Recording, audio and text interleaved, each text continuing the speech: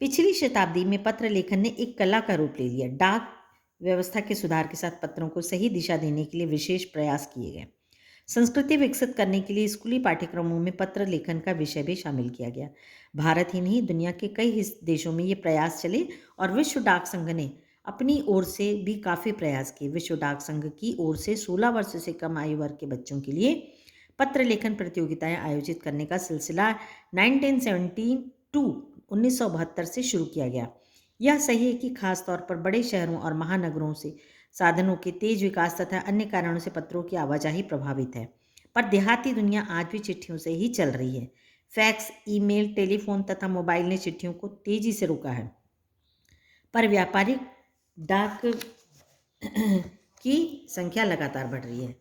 तो इस पत्र के प्रमोट करने के लिए, उसका विकास करने के लिए उसको स्कूल पाठ्यक्रम में, मतलब स्कूल के कोर्स में भी शामिल किया गया। जैसा आप जानते हैं, आपको बहुत से पत्र लिखने हमने अभी तक सिखाए।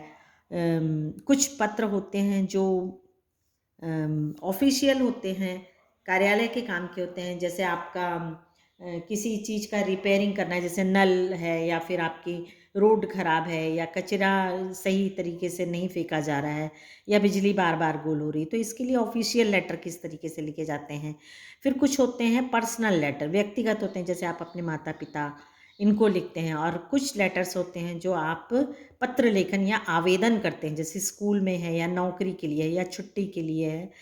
तो इस तरह के पत्रों को आपको लिखना सिखाया जाता है और इसी को और लोगों में लोकप्रिय करने के लिए 16 वर्ष से कम आयु के लोगों की पत्र लेखन की प्रतियोगिता भी आयोजित डाक संघ ने की थी। और खाली भारत में नहीं बल्कि दूसरे देशों में भी पत्र जो है, पत्र लेखन बहुत माना जाता है। जहाँ तक पत्रों का सवाल है, अगर आप बारीकी से उसकी तह में जाएं, मतलब उसकी डीप स्टडी करें, डीप सोचें उसके बारे में, आपको ऐसा कोई नहीं मिलेगा जिसने कभी किसी को पत्र ना लिखा हो या ना लिखाया हो, या पत्रों का बेसब्री से जिसने इंतजार ना किया हो। हमारे सैनिक तो पत्रों का जिस उत्सुकता से इंतजार करते हैं उसकी कोई मिसाल ही नहीं। एक दौर था जब लोग पत्रों का महीनों इंतजार करते थे, पर अब वह बात नहीं। परिवहन साधनों के विकास ने दूरी बहुत घटा दी है।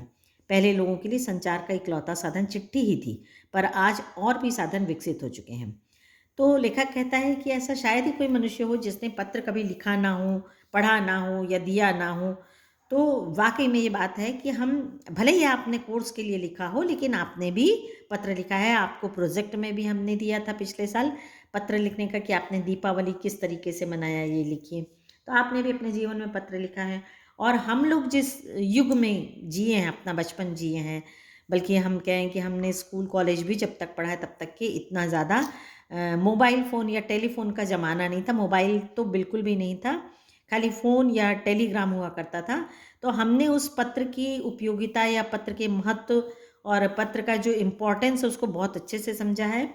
तो जब आप तो फ़ोन खोले, मोबाइल फ़ोन, और आपके पास धड़-धड़ मैसेजेस आने लगते हैं, तो आपको पता रहता है कि इसमें मैसेज हैं। लेकिन जब हम, जो पत्रों का समय रहा करता था वो बहुत ही अलग हुआ करता था। उसमें डाकिये आते थे, पोस्टमैन आते थे और उत्सुकता से लोग खड़े होकर अपने पत्र का इंतज़ार करते थे जब डाकिया या पोस्टमैन उनके हाथों में पत्र देता था।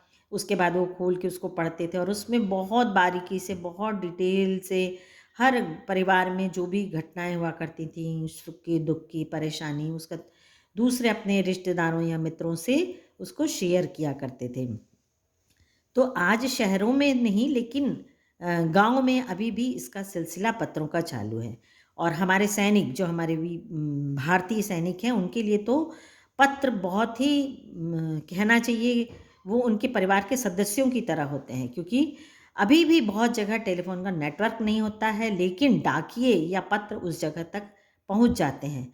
तो पत्रों का जो भले ही अब टेलीफ़ोन के आने से कम हो गया हो उसका चलन, लेकिन पत्रों का जो उपयोगिता और महत्व और उसका जो आकर्षण है वो टेलीफ़ोन या आपके ईमेल में नहीं है।